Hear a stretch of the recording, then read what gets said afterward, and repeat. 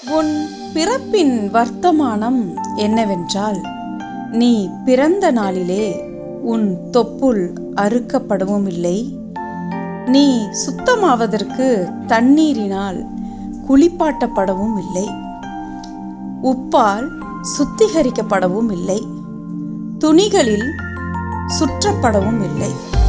உனக்காக பரிதவித்து இவைகளில் ஒன்றையாகிலும் உனக்கு செய்ய ஒரு கண்ணும் உன் பேரில் இரக்கமாய் இருந்ததும் இல்லை.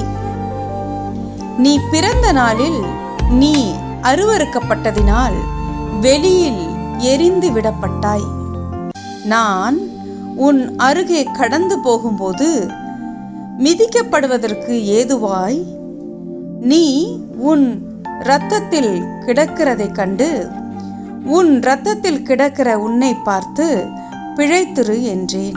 ஆம், உன் இரத்தத்தில் கிடக்கிற உன்னை பார்த்து பிழைத்திரு என்று சொன்னேன். எசேக்கியேல் 16 அதிகாரம் 4, 5, 6 வசனங்கள்.